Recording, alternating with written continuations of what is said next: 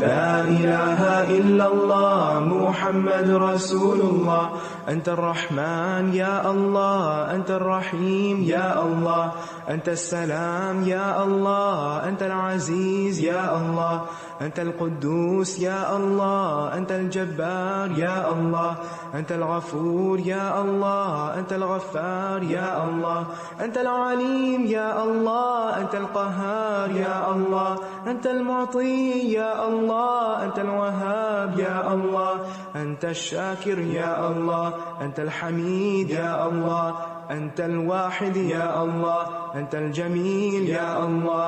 لا إله إلا الله محمد رسول الله.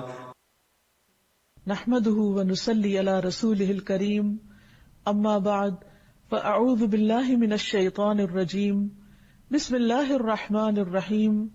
رب اشرح لي صدري ويسر لي أمري واحلل عقدة من لساني يفقهوا قولي. انشاءاللہ اللہ سبحانہ وتعالیٰ کے نام المصور پہ بات کریں گے. المصور کا معنی ہے صورت بنانے والا، شکل دینے والا. اللہ سبحانہ وتعالیٰ المصور ہے. اس نے کروڑوں، اربوں اور کھربوں صورتیں بنائی، اور پھر ایک صورت دوسری صورت سے بالکل مختلف.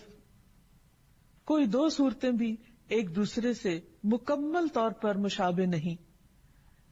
کوئی دو انواع ایک دوسرے سے شباہت نہیں رکھتی. پھر اسی طرح ہر صورت کی اپنی ایک خاص سیرت بھی ہے. صرف ایسا نہیں کہ ظاہری شکل فرق ہے، بلکہ ہر ایک کا مزاج اور اس کے اندر کی باطنی صورت بھی مختلف ہے. تو اللہ سبحانہ وتعالیٰ نے ہر چیز کی ایک معلوم شکل مقرر کی، اور ہر شکل کو دوسری شکل سے ممتاز اور انوکھا بنایا، جدا بنایا، تاکہ ایک دوسرے کو پہچانا جا سکے.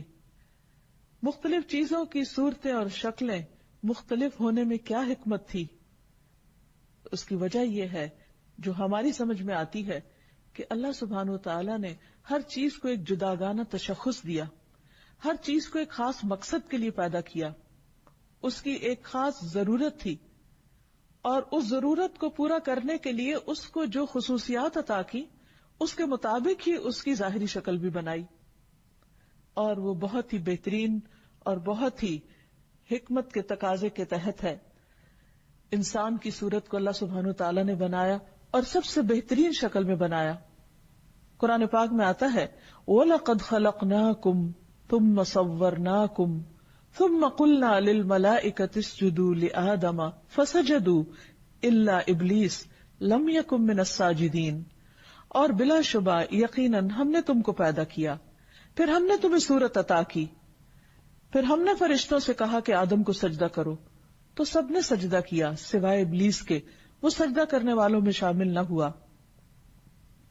تو اللہ سبحانہ وتعالیٰ نے انسان کو عزت بخشی اور فرشتوں جیسی مخلوق کو انسان کے سامنے جھکا دیا. یہ انسان پر اللہ تعالیٰ کی کتنی بڑی نعمت ہے. اور پھر انسان کی ضرورت کی بے شمار چیزیں پیدا کی، اس کے کھانے پینے کے لیے، دیکھنے کے لیے، انجوائے کرنے کے لیے، اور دیگر زندگی کے کام کاج انجام دینے کے لیے.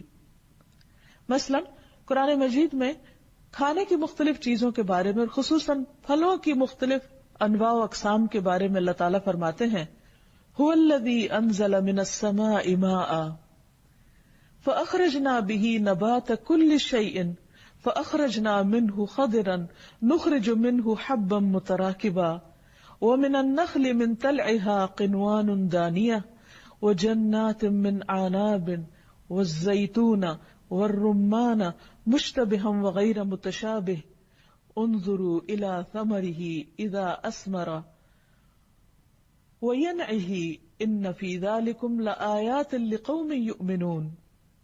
سورۃ الانعام میں اللہ تعالیٰ فرماتے ہیں وہی ہے جس نے آسمانوں سے پانی اتارا اور ہم نے اس کے ساتھ ہر چیز کی انگوری نکالی. اب دیکھیے کہ عام مصوروں کے برعکس اللہ سبحانہ وتعالیٰ نے مختلف چیزوں کی جس طرح تخلیق کی اور جس طرح ان کو صورت عطا کی، وہ طریقہ کار بھی بالکل مختلف ہے. مثلا ایک پودا ایک خاص شکل پر پیدا ہوتا ہے، لیکن اس کی ابتدا اور اس کا آغاز کتنے نیچرل طریقے سے ہوتا ہے.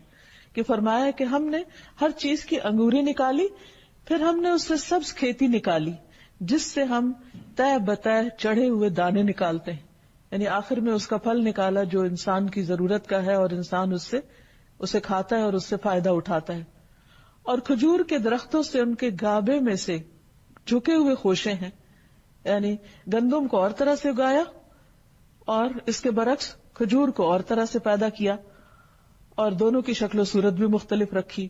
اور انگوروں اور زیتون اور انار کے باغات ملتے جلتے اور نہ ملنے جلنے والے، یعنی ان کے پھل باہم بعض اوقات ایک دوسرے کے مشابہ بھی ہوتے لیکن اس کے باوجود بھی ان کا ذائقہ اور ان کا سائز اور ان کا رنگ مختلف ہوتا ہے، اور بعض اوقات وہ نہیں بھی ملتے جلتے، بالکل ہی اپوزٹ ہوتے ہیں.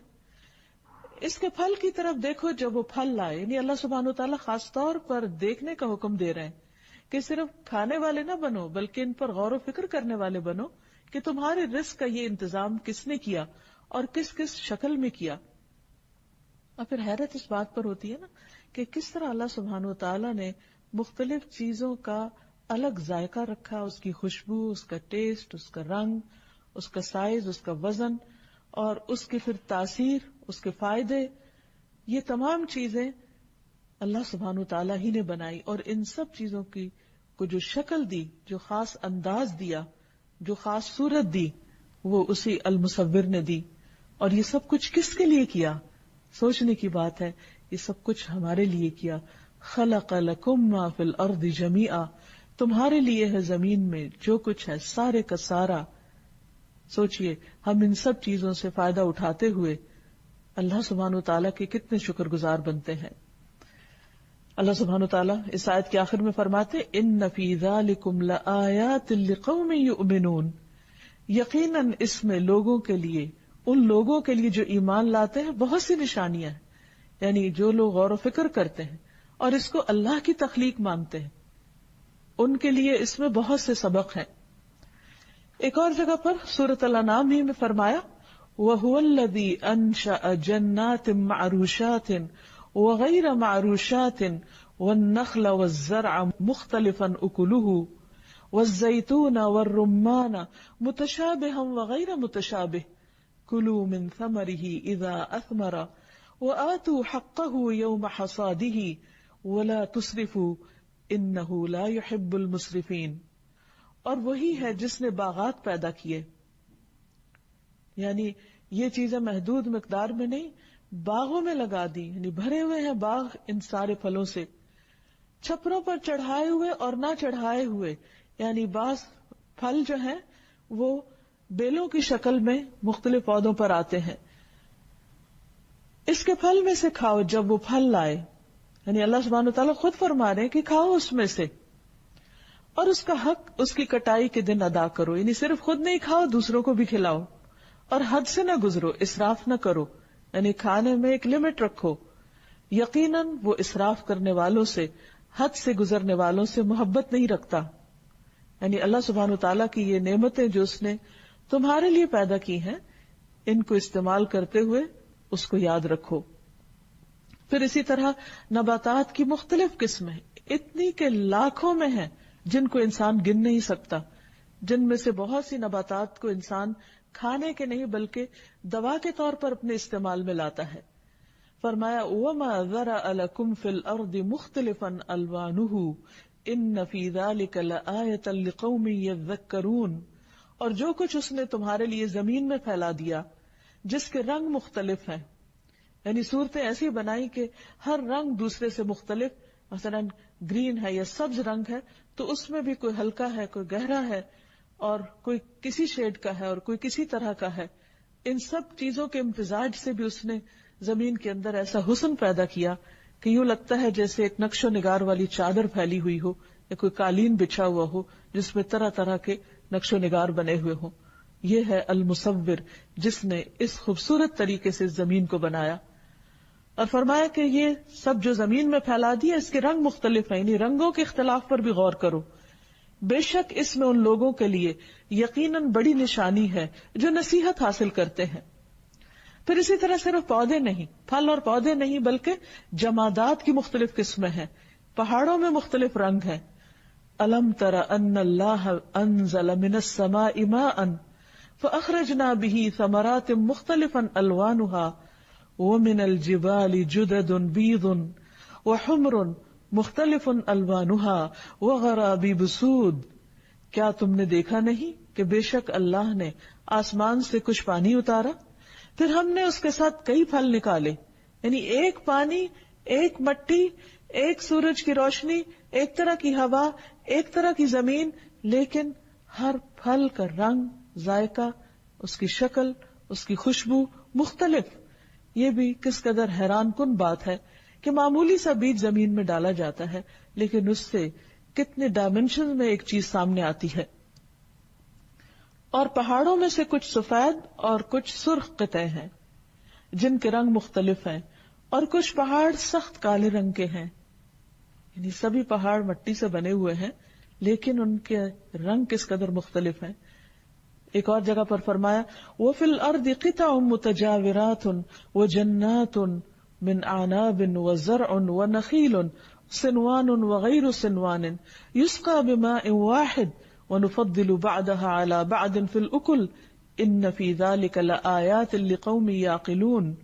اور زمین میں ایک دوسرے سے ملے ہوئے مختلف ٹکڑے ہیں، یعنی زمین کی مٹی کے رنگ بھی مختلف ہیں، اور انگوروں کے باغ اور کھیتی اور کھجور کے درخت کئی تنوں والے اور ایک تنے والے. یعنی بعض اوقات ایک جگہ سے ایک تنے کا درخت نکلتا اور بعض اوقات اسی جگہ سے ایک نہیں 2 3 تک بھی، جنہیں ایک ہی پانی سے سیراب کیا جاتا ہے.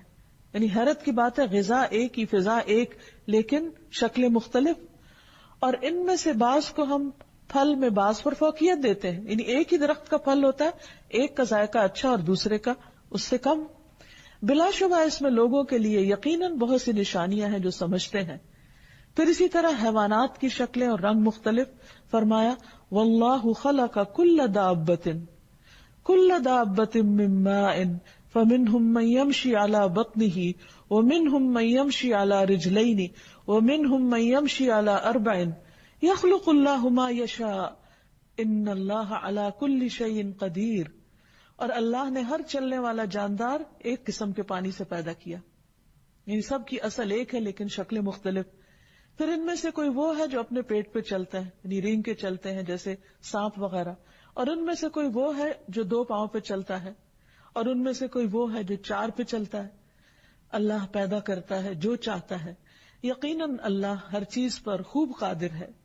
اسی طرح اللہ سبحانہ وتعالی نے انسانوں کے رنگ، اخلاق، طبیعتیں اور مزاج بھی مختلف بنائے. رسول اللہ صلی اللہ علیہ وسلم نے فرمایا اللہ تعالیٰ نے آدم کو ایک مٹھی مٹی سے پیدا کیا جسے ساری زمین سے جمع فرمایا، یعنی ہر جگہ سے لی وہ مٹی. بس بنی آدم زمین کی مٹی کے لحاظ سے ہیں. ان میں سے کوئی سرخ ہے اور کوئی سفید، کوئی سیاہ ہے اور کوئی درمیانہ، کوئی نرم خو ہے تو کوئی سخت طبیعت، اور کوئی بری طبیعت کا مالک ہے تو کوئی اچھی طبیعت کا مالک.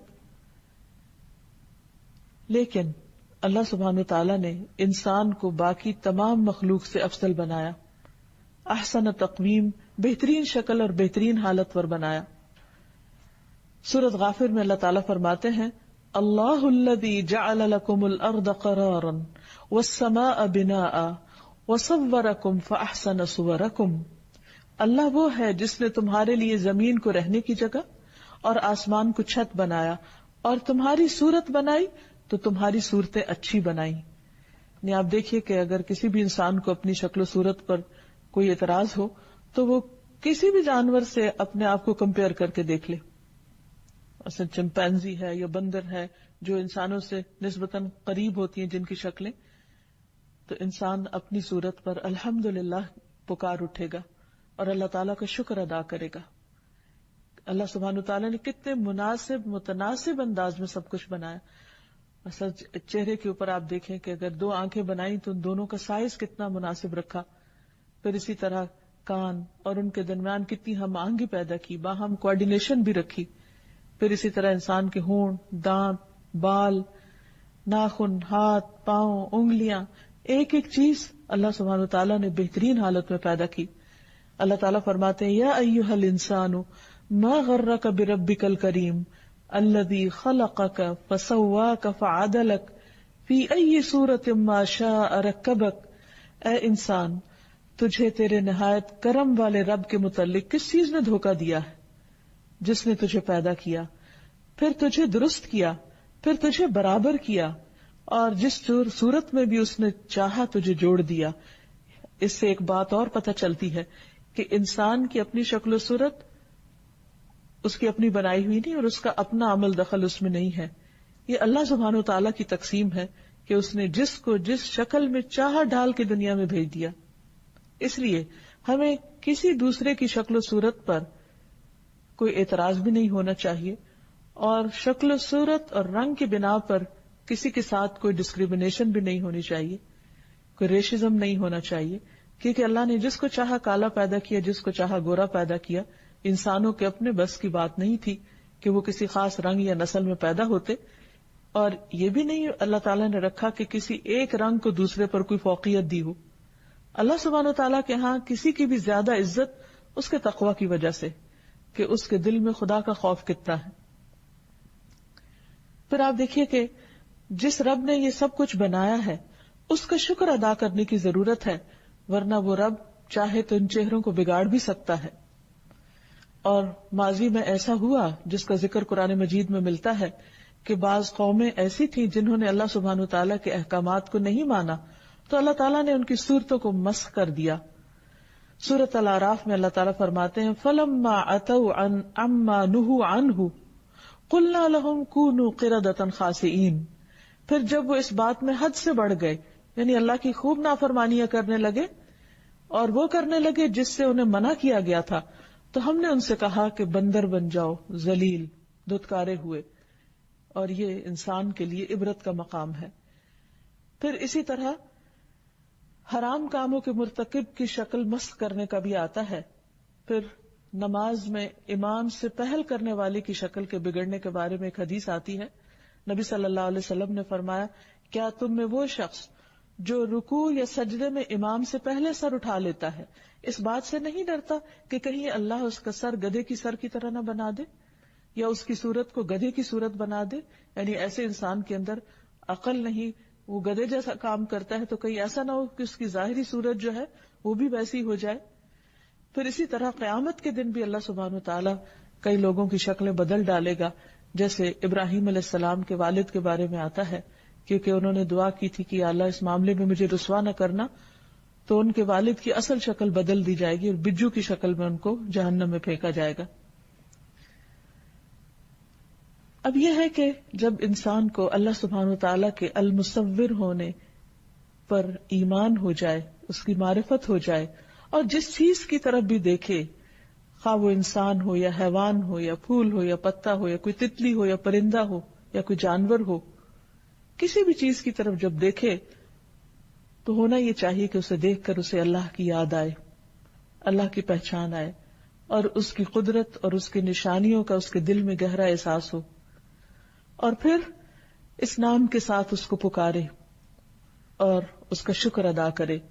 رسول اللہ صلی اللہ علیہ وسلم جب سجدہ کرتے تو یہ دعا فرماتے، اللہم لک سجدت وبک آمنت ولک اسلمت، سجد وجہی للذی خلقہ وصورہ وشق سمعہ وبصرہ تبارک اللہ احسن الخالقین۔ اے اللہ، میں نے تیرے لیے سجدہ کیا، تجھی پر ایمان لایا، میں تیرا فرما بردار ہوں، میرا چہرہ اس ذات کو سجدہ کر رہا ہے جس نے اسے پیدا کیا اور اس کی صورت بنائی۔ یعنی جب بھی ہم اپنی شکل دیکھیں تو اللہ کا شکر ادا کریں کہ اللہ تیرا شکر ہے کہ تو نے ہمیں ایک احسن شکل پر پیدا کیا، اور پھر اس کے شکرانے کے طور پر جب سجدہ کریں تو یہ دعا پڑھیں کہ شکر ہے اس رب کا کہ جس نے اس کو بہترین شکل پر پیدا کیا اور اس کی صورت بنائی اور اس کے کانوں اور اس کی آنکھوں کو تراش کر بنایا، یعنی بہترین شکل میں۔ برکتوں والا ہے اللہ اور سب سے اچھا پیدا کرنے والا۔ اسی طرح ہمیں پورے اخلاص کے ساتھ اللہ سبحانہ وتعالی کی طرف اپنے چہرے کو متوجہ کرنا چاہیے، نماز کی حالت میں خصوصاً۔ رسول اللہ صلی اللہ علیہ وسلم جب نماز کے لیے کھڑے ہوتے تو یوں فرماتے، وجہت وجہی للذی فطر السماوات والارض حنیفا وما انا من المشرکین۔ ان صلاتی ونسکی ومحیایا ومماتی للہ رب العالمین لا شریک لہ وبذلک امرت وانا اول المسلمین. میں اپنا رخ اس ذات کی طرف کرتا ہوں، یہ چہرہ جو اللہ نے مجھے دیا میں اسی کی طرف کرتا ہوں جس نے مجھے سب عطا کیا، جس نے آسمانوں اور زمین کو ٹھیک ٹھیک پیدا کیا، اور میں شریک کرنے والوں میں سے نہیں ہوں، یعنی اللہ کے ساتھ کسی کو شریک نہیں ٹھہراتا. بے شک میری نماز اور میری قربانی، میرا جینا اور میرا مرنا سب اللہ رب العالمین کے لیے ہے جس کا کوئی شریک نہیں. مجھے اسی کا حکم دیا گیا اور میں فرما برداروں میں سے ہوں، یعنی اسی رب کا اطاعت گزار ہوں، فرما بردار ہوں. پھر اسی طرح یہ ہے کہ اللہ سبحانہ وتعالیٰ نے جو کچھ ہمیں عطا کیا جسم کی شکل میں، چہرے کی شکل میں اور مختلف طرح سے جو صورت بنائی، اس میں ہمیں اس کی عافیت کی دعا بھی کرنی چاہیے. عبد الرحمن بن ابو بکرہ کہتے ہیں انہوں نے اپنے والد سے کہا، ابا جان میں آپ کو سنتا ہوں کہ آپ ہر صبح یہ دعا پڑھتے ہیں، اللہم عافنی فی بدنی، اللہم عافنی فی سمعی، اللہم عافنی فی بصری، لا الہ الا انت. اے اللہ مجھے میرے بدن میں آرام دے، اے اللہ میرے کانوں کو سلامت رکھ، اے اللہ میری نظر کو درست رکھ، تیرے سوا کوئی عبادت کے لائق نہیں. یعنی ان نعمتوں کی قدر بھی کرنی چاہیے. جس بہترین شکل پہ اللہ سبحانہ وتعالیٰ نے ہمیں دیا ہے اس کو بگاڑنا نہیں چاہیے، اس پر زیادتی نہیں کرنا چاہیے، ان کو ابیوز نہیں کرنا چاہیے. تو وہ صبح اور شام یہ دعا 3 بار پڑھا کرتے تھے، اور وہ کہتے ہیں کہ میں نے رسول اللہ صلی اللہ علیہ وسلم کو یہ دعا پڑھتے ہوئے سنا ہے. تو اس سے پتہ چلتا ہے کہ ہمیں جو بھی نعمت ملی ہے جس بھی شکل میں اور خوبصورت اور بہترین شکل میں، خواہ وہ ہماری اپنی ذات کے اندر ہے یا بیرونی طور پر ہے، اس پر اللہ سبحانہ وتعالیٰ کا شکر ادا کرنا چاہیے اور اس کے ساتھ ساتھ اس کی عافیت کی دعا بھی کرتے رہنا چاہیے. پھر جب بندے کو اسلام کا احساس ہو جائے، معرفت ہو جائے، تو پھر اپنا مقام بھی پہچانے کہ اسے کیا کرنا ہے. اسے اللہ سبحانہ وتعالیٰ کی مصوری پر غور و فکر بھی کرنا ہے. اللہ تعالیٰ فرماتے ہیں وَهُوَ الَّذِي مَدَّ الْأَرْضَ وَجَعَلَ فِيهَا رَوَاسِيَ وَأَنْهَارًا وَمِنْ كُلِّ الثَّمَرَاتِ جَعَلَ فِيهَا زَوْجَيْنِ اثْنَيْنِ يُغْشِي اللَّيْلَ النَّهَارَ إِنَّ فِي ذَلِكَ لَآيَاتٍ لِقَوْمٍ يَتَفَكَّرُونَ. وہی ہے جس نے زمین کو پھیلا دیا، تو اس پھیلی ہوئی زمین کی طرف انسان نگاہ دوڑائے، اس میں پہاڑ اور ندیاں بنائیں، ان کے اندر خود ایک حسن ہے، اس میں زبردست قسم کی بیوٹی ہے، اس زبردست تناسب ہے، رنگوں کا بھی تناسب ہے. تھوڑی دیر کے لیے سوچئے کہ اگر زمین نیلی ہوتی اور آسمان سبز ہوتا تو کیا نظارہ ہوتا. یہ بھی اللہ سبحانہ وتعالیٰ کی سلیکشن ہے کہ اس نے آسمان کا رنگ اپنی مرضی سے نیلا رکھا اور زمین کو سبز بنایا، یا مٹی کا رنگ براؤن رکھا. اگر زمین کی ساری مٹی سخت کالے سیاہ رنگ کی ہوتی تو پھر اس پہ چلتے ہوئے ہماری کیفیت کیا ہوتی. لیکن کتنا مائلڈ کلر رکھا اور کتنا بہترین کہ جس میں انسان کے لیے ایک سکون ہے، اور پھر اس کے اوپر جو کچھ چھکتا ہے اس کے ساتھ کتنا بہترین کمبینیشن بھی ہے. اور فرمایا اور اس میں تمام پھلوں میں سے ایک ایک جوڑا 2 قسم کا بنایا، وہ رات کو دن پر اڑا دیتا ہے، اس کا اپنا ایک حسن ہوتا ہے. چیزیں صبح کی روشنی میں اور طرح نظر آتی ہیں، دوپہر کی تیز دھوپ میں اور طرح ان کے رنگ نظر آتے ہیں، جب شام کو سائے ڈھلنے لگتے ہیں تو ہر چیز کا رنگ ایک اور حسن دکھاتا ہے، اور پھر جب رات کا اندھیرا چھا جاتا ہے تو وہی درخت اس سیاہ اندھیرے کی وجہ سے ان سے خوف بعض اوقات آنے لگتا ہے.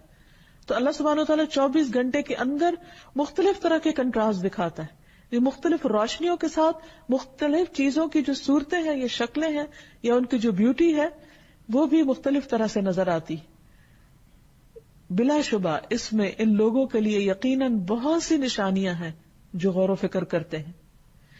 پھر ہم پر یہ بھی لازم آتا ہے کہ ہم اللہ سبحانہ وتعالیٰ کی اس تصویر گری میں، اس مصوری میں عیب نہ نکالیں.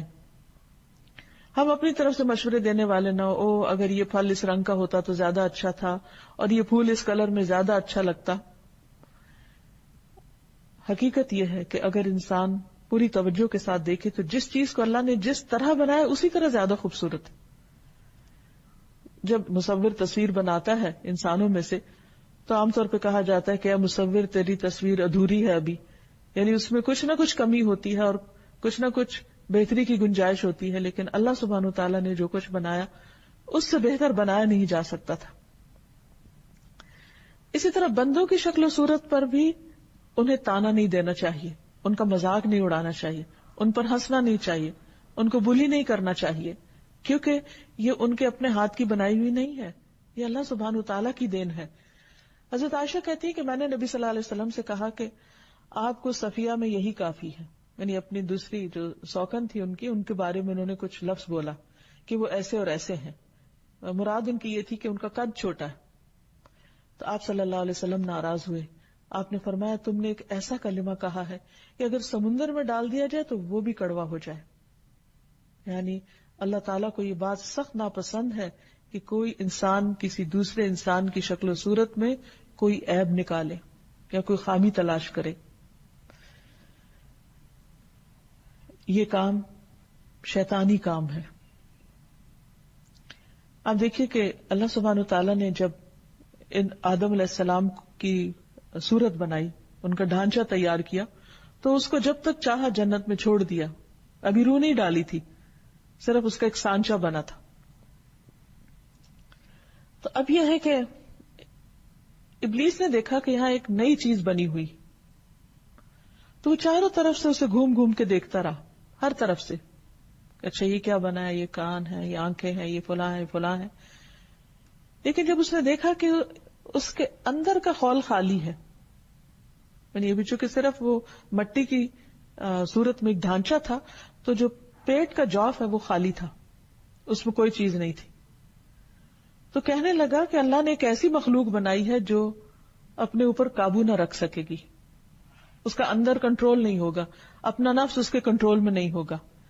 یعنی بجائے اس کے کہ اللہ سبحانہ وتعالیٰ کی اس صورت گری اور اس احسن تقویم جو انسان کی شکل میں بہترین چیز اللہ نے بنائی، اسے دیکھ کر سبحان اللہ کہتا یا ماشاء اللہ کہتا، یہ نہیں کہا بلکہ انسان کی کمزوری کو پکڑا کہ اچھا یہاں کچھ نہیں ہے، یہاں کمی ہے. اچھا ہم عام طور پر کیا کرتے ہیں جب کوئی بچہ پیدا ہوتا ہے تو نئے پیدا ہونے والے بچے کو عام طور پر جب لوگ اٹھاتے ہیں تو اللہ کا شکر کم ادا کرتے ہیں. یہ نہیں کہتے کہ تبارک اللہ احسن الخالقین، جیسے اللہ تعالیٰ نے خود فرمایا سب کچھ بنانے کے بعد کہ مختلف سٹیجز کا جہاں ذکر آتا ہے قرآن مجید میں، اس کے بعد اللہ تعالیٰ کی شان بیان کی گئی ہے. ہم اس وقت اللہ کی شان کم بیان کرتے ہیں.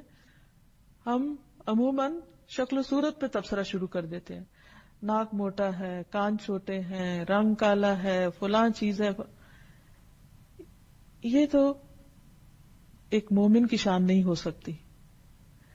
اللہ سبحانہ وتعالیٰ جس کو جو جیسا بچہ بھی دے، حتیٰ کہ اگر اس کے اعضاء پورے صحیح سلامت نہ ہو تو بھی انسان اللہ کا شکر ادا کرے کہ یہ اللہ کا فیصلہ ہے، یہ اللہ کی تخلیق ہے، میں کون ہوں اس میں نقص نکالنے والی. ہمیں یہ زیبا نہیں دیتا جو المصور کو پہچانتا ہے اور جو اس بات کو مانتا ہے کہ اللہ سبحانہ وتعالیٰ نے جیسا چاہا بنایا. هو الذی یصورکم فی الارحام کیف یشاء، وہی ہے جو ماں کے رحم میں، ماں کے پیٹ میں تمہاری صورتیں بناتا ہے جیسے وہ چاہتا ہے، اس میں کسی کا کوئی اختیار اور دخل نہیں. تو اس لیے جو کچھ سامنے آئے اس کو خوشی سے قبول کریں اور اللہ کی تعریف بیان کریں کہ یہ میرے رب نے بنایا.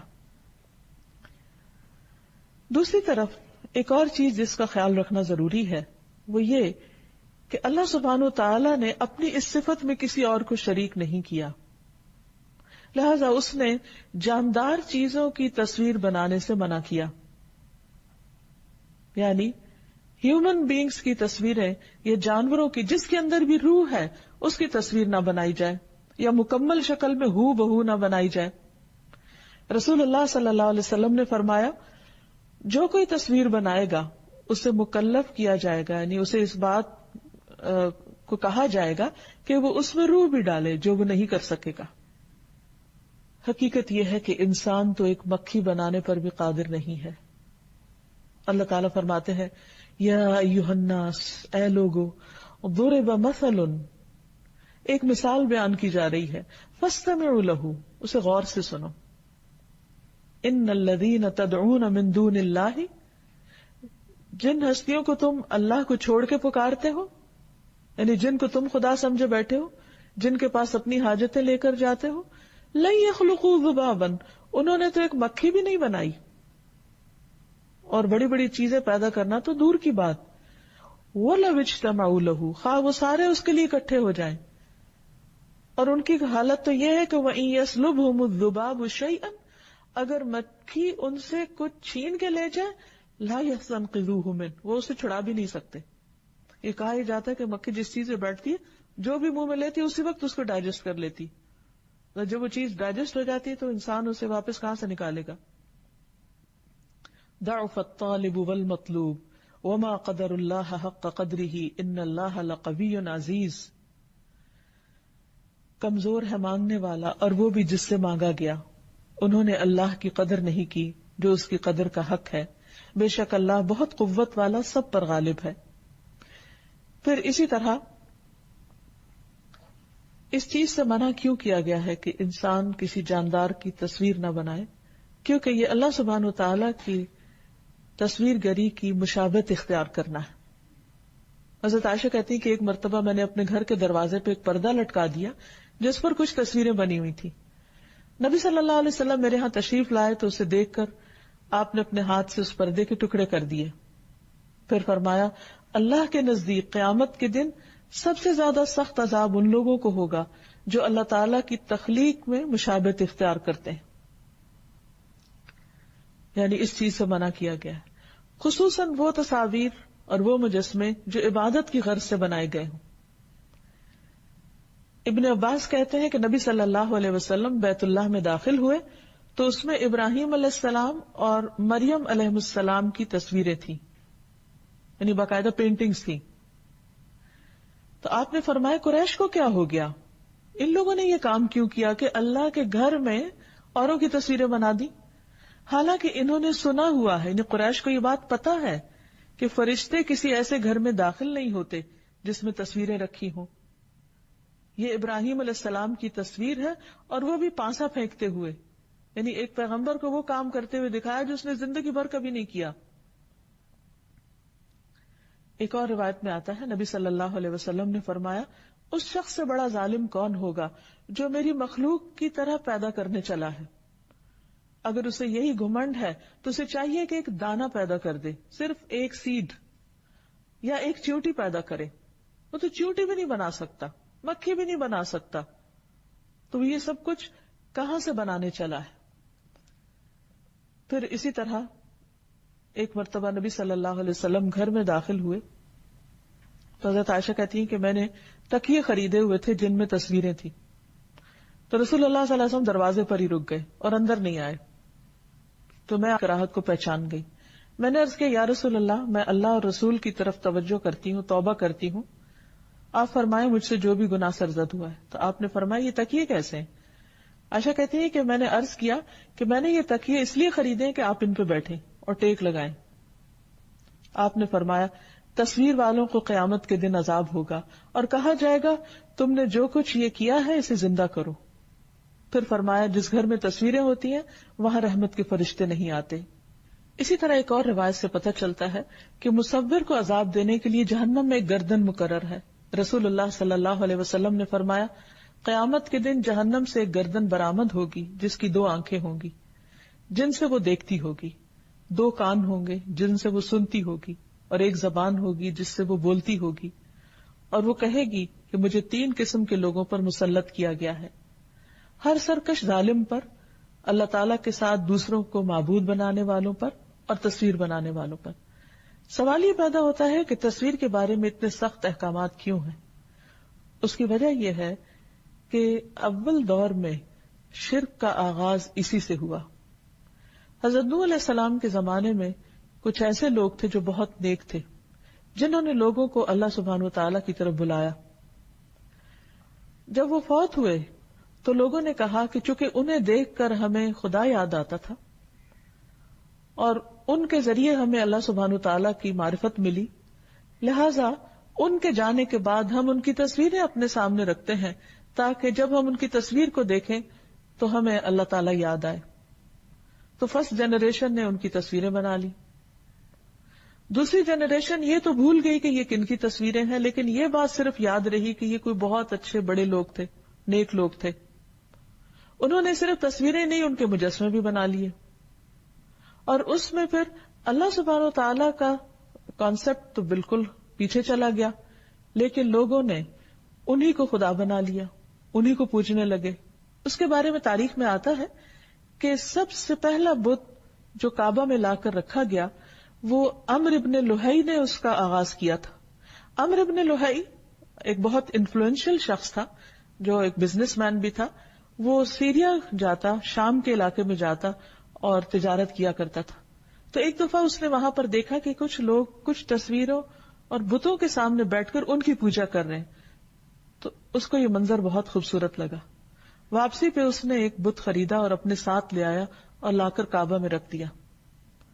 ہر نئی چیز لوگوں کو اپنی طرف بہت اٹریکٹ کرتی. وہ ایک نئی چیز جب لوگوں نے دیکھی تو انہیں بہت خوشی ہوئی. انہوں نے لوگوں کو یہ بتایا کہ اللہ تعالیٰ تو کسی کو نظر نہیں آتا، لیکن اللہ کے گھر میں یہ دیکھ کر ہمیں خدا اور یاد آئے گا. اس لیے اس لاجک کے تحت اس نے اس کو وہاں رکھ دیا اور لوگوں نے بھی ایکسپٹ کر لیا. پھر چونکہ کعبہ ایک مرکزی جگہ تھی جہاں پورے عربیہ سے لوگ آتے، مختلف قبائل، جب انہوں نے آ کر دیکھا کہ خاص قبیلے نے اپنا بت رکھ دیا ہے تو مقابلے پر ان میں سے ہر ایک نے اپنے اپنے بت لا کر رکھ دیے. اور یہاں سے شرک کا آغاز جب ہوا تو وہ ہر طرف پھیل گیا. ہر وہ جگہ جو بنی ہی توحید کے لیے تھی وہ ایک بت پرستی کی کا گڑھ بن گئی. سوچئے آغاز کہاں سے ہوا؟ آغاز ایک مجسمے کے لانے سے، اور پھر وہاں سے توحید ختم ہو کر رہ گئی. صرف چند لوگ تھے نبی صلی اللہ علیہ وسلم کے زمانے میں کہ جو دین ابراہیمی پر تھے اور جو ان بتوں کے قریب نہیں جاتے تھے، لیکن باقی تمام لوگ صرف اپنے آباء و اجداد کی پیروی میں ان بتوں کی پوجا کرنے لگے. اس لیے اسلام میں تصویریں بنانے اور خصوصاً عبادت کی غرض سے بنانے اور عبادت گاہوں میں رکھنے کی شدید ممانعت کی گئی. لیکن عبادت کے علاوہ اگر ضرورت کے تحت تصویر بنائی جائے تو اس کی اجازت ہے. اور خصوصاً جیسے کیمرہ ایک مشین ہے، وہ انسان اپنے ہاتھ سے اس کی صورت گری نہیں کرتا بلکہ صرف ایک عکس ہے، تو اس کی رخصت یا اس کے جواز کا پہلو نکلتا ہے. اور اس کے علاوہ وہ چیزیں جن کے اندر روح نہیں، مثلا پودے ہیں، درخت ہیں، پہاڑ ہیں، دریا ہیں، دیگر سینری ہے، تو ان کی پینٹنگز بنائی جا سکتی ہیں. اس کے علاوہ جس چیز کی رخصت کا جواز ملتا ہے وہ بچوں کے وہ کھلونے ہیں جن کے خد و خال بہت واضح نہ ہو. اس سلسلے میں ایک روایت ہے کہ حضرت عائشہ کہتی ہیں کہ نبی صلی اللہ علیہ وسلم جب غزوہ تبوک یا خیبر سے واپس آئے اور گھر میں تشریف لائے تو میرے تاکچے کے اوپر یعنی شیلف کے اوپر ایک پردہ سا پڑا ہوا تھا. ہوا چلی تو پردہ ہٹ گیا. سامنے سے میرے کھلونے نظر آئے جن میں کچھ گڑیاں تھیں اور ان کے درمیان کپڑے کا ایک گھوڑا بنا ہوا تھا. آپ صلی اللہ علیہ وسلم نے دیکھا تو پوچھا کہ عائشہ یہ کیا ہے؟ میں نے کہا کہ یہ میری گڑیاں ہیں اور ان میں گھوڑا بھی آپ کو نظر آیا. تو آپ نے پوچھا کہ یہ میں کیا دیکھ رہا ہوں؟ میں نے کہا گھوڑا ہے. آپ نے پوچھا اس کے اوپر کیا ہے؟ میں نے کہا اس کے 2 پر ہیں. آپ نے فرمایا کہ کیا گھوڑے کے پر بھی ہوتے ہیں؟ تو حضرت عائشہ نے کہا کہ کیا آپ نے نہیں سنا کہ سلیمان علیہ السلام کے گھوڑے کے پر تھے؟ چنانچہ رسول اللہ صلی اللہ علیہ وسلم اس قدر ہنسے کہ آپ کی داڑھیں دیکھی گئیں. تو اس سے یہ پتہ چلتا ہے کہ اگر ایسے کھلونے ہوں یا ایسی چیز ہو جس کی تعظیم نہ ہو اور جس کو سامنے نہ رکھا گیا ہو، صرف کھیلنے وغیرہ کے لیے استعمال ہو، یا جن کی شکل بالکل ہو بہو اصل سے نہ ملتی ہو، تو اس کے جواز کی بھی صورت نکلتی ہے. اسی طرح ایک اور روایت سے ہمیں پتہ چلتا ہے کہ رسول اللہ صلی اللہ علیہ وسلم نے فرمایا کہ جبریل علیہ السلام میرے پاس آئے اور مجھے کہا کہ میں گزشتہ رات آپ کے ہاں آیا تھا مگر اندر آنے سے رک گیا کیونکہ آپ کے گھر کے دروازے پر تصویریں تھیں اور گھر میں تصویروں والا پردہ تھا اور کتا بھی تھا. چنانچہ آپ گھر میں تصویر کے متعلق حکم دیجئے کہ اس کا سر کاٹ دیا جائے اور درخت کی طرح ہو جائے. یعنی اگر کوئی ایسی چیز ہے کہ جس کی اصل شکل پوری طرح واضح نہیں ہے تو اس کی رخصت یہاں سے پتہ چل رہی.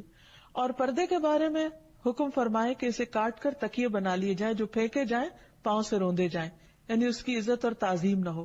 اور کتے کے متعلق فرمائیے کہ اسے باہر نکال دیا جائے. چنانچہ رسول اللہ صلی اللہ علیہ وسلم نے ایسا ہی کیا. پھر اسی طرح حضرت علی رضی اللہ تعالیٰ عنہ نے فرمایا کہ نبی صلی اللہ علیہ وسلم نے مجھ سے فرمایا کہ تم جاؤ اور کسی تصویر کو مٹائے بغیر نہ چھوڑنا اور نہ کسی بلند قبر کو برابر کیے بغیر چھوڑنا. پھر اسی طرح نبی صلی اللہ علیہ وسلم نے جب مکہ فتح کیا تو کعبہ کو تمام بتوں اور تصویروں سے پاک کر دیا. جب ہم المصور کو پہچان لیں، اس کی معرفت حاصل کر لیں، تو ہمارے کرنے کے کاموں میں ایک کام یہ بھی ہے کہ ہم نہ صرف یہ کہ ظاہری شکل پر اللہ کا شکر ادا کریں بلکہ اپنی باطنی صورت اس کی طرف بھی توجہ دیں، اپنے دلوں کو خوبصورت بنائیں، اپنی سیرت کو اچھا بنائیں، کیونکہ اللہ سبحانہ و تعالیٰ کسی کی ظاہری شکل کو نہیں دیکھتے. حدیث میں آتا ہے کہ ان اللہ لا ينظر الى صورکم ولا الى اموالکم، اللہ تمہاری صورتیں اور مال نہیں دیکھتا، ولکن ينظر الى قلوبکم واعمالکم، لیکن اللہ تمہارے دلوں کو دیکھتا ہے اور تمہارے اعمال کو دیکھتا ہے.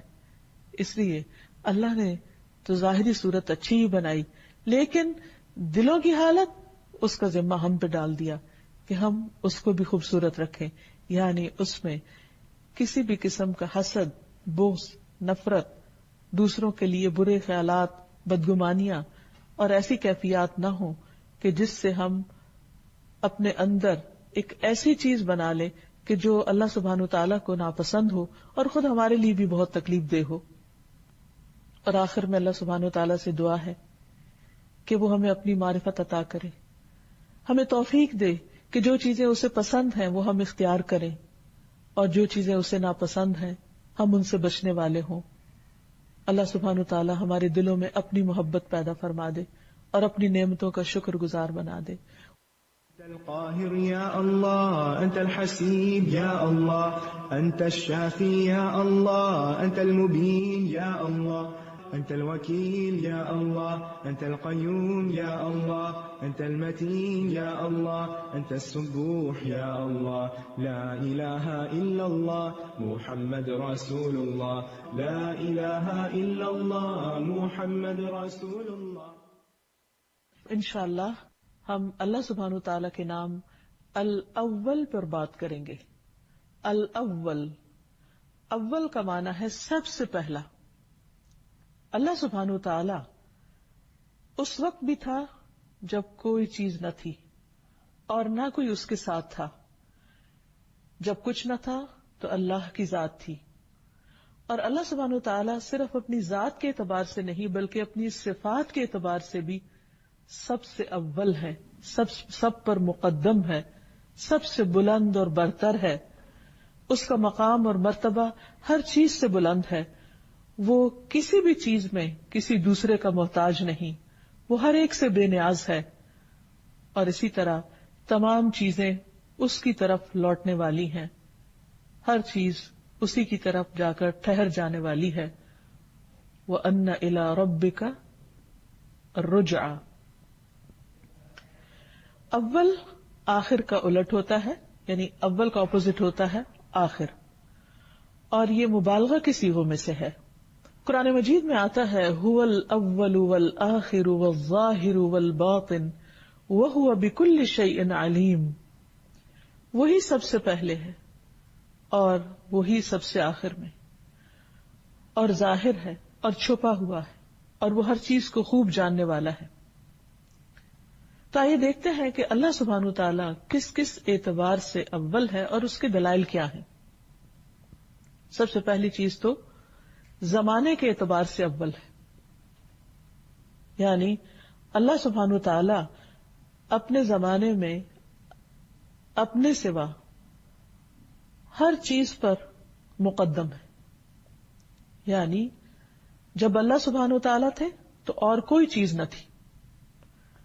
عمران رضی اللہ عنہ کہتے ہیں کہ رسول اللہ صلی اللہ علیہ وسلم نے فرمایا، اللہ تھا اور اس سے پہلے کوئی نہ تھا، اور اس کا عرش پانی پر تھا. اس نے آسمانوں اور زمینوں کو پیدا کیا اور لوح محفوظ میں تمام چیزیں لکھ دی.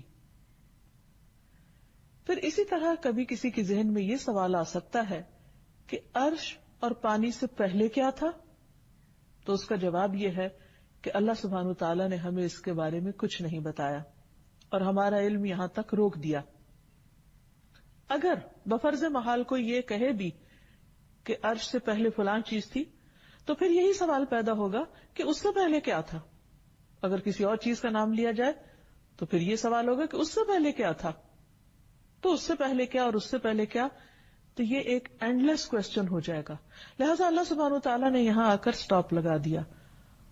اور بعض اوقات شیطان دل میں یہ خیال ڈالتا ہے, یہ وسوسہ ڈالتا ہے کہ اچھا پھر اگر ہر چیز کو اللہ نے پیدا کیا تو اللہ کو کس نے پیدا کیا. تو اس کے بارے میں نبی صلی اللہ علیہ وسلم نے ہمیں سکھایا ہے کہ اگر دل میں یہ خیال آئے تو بس یہ کہو آمنت باللہ, میں اللہ پر ایمان لایا, اللہ ہی بہتر جانتا ہے.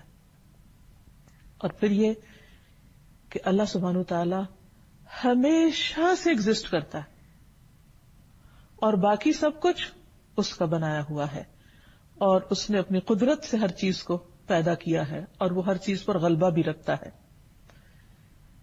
اور پھر یہ کہ اگر اللہ سبحانہ تعالیٰ نے ہمیں اس سے آگے علم نہیں دیا تو اس کی وجہ یہ ہے کہ ہم مخلوق ہیں اور کچھ چیزوں کو نہ جاننا ہمارے امتحان کا حصہ بھی ہے.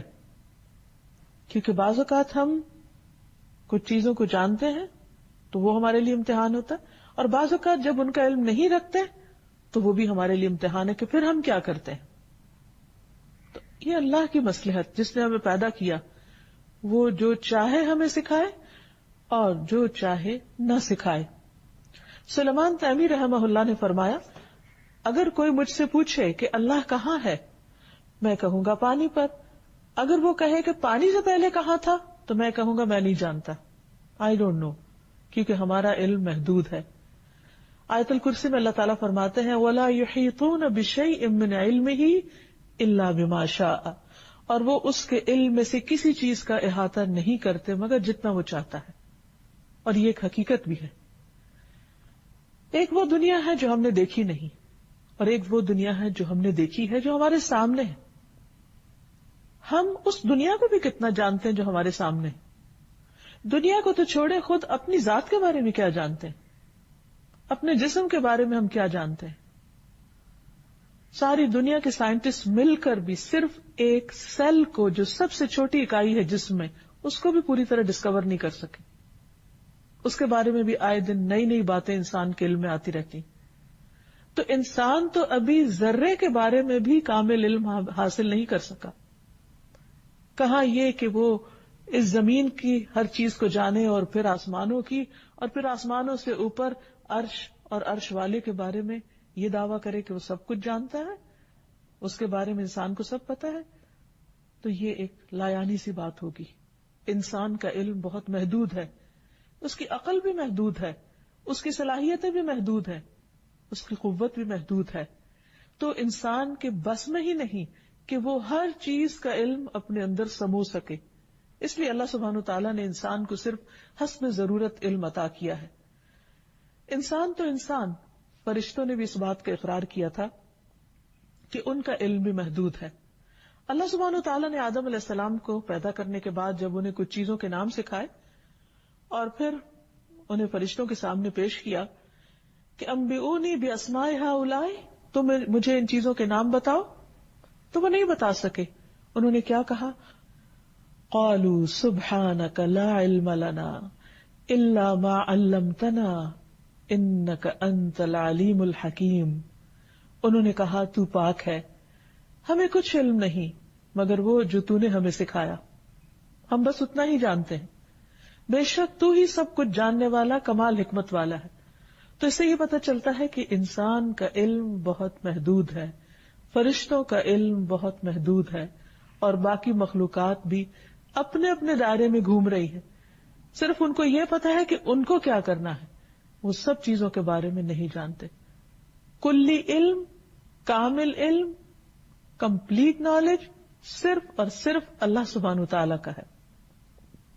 اسی طرح ایک اور مثال ہے خضر علیہ السلام کی, کہ ایک مرتبہ جب موسیٰ علیہ السلام سے کسی نے کوئی سوال پوچھا, اور سوال کیا تھا کہ کیا آپ سے بھی زیادہ کوئی جانتا ہے, کسی کو علم ہے؟ تو انہوں نے کہا کہ میں اپنے سوا کسی کو نہیں جانتا کہ جس کو مجھ سے زیادہ علم ہو.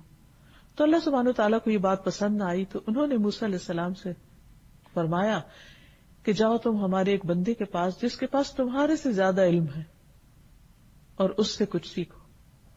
تو موسیٰ علیہ السلام خضر علیہ السلام کے پاس آئے ایک طویل سفر طے کر کے، اور ان سے اجازت مانگی اور کہا کہ کیا میں آپ کے ساتھ چل سکتا ہوں تاکہ آپ مجھے ہدایت کی وہ باتیں بتائیں جو اللہ نے صرف آپ کو سکھائی ہیں، خاص آپ کو دی ہیں۔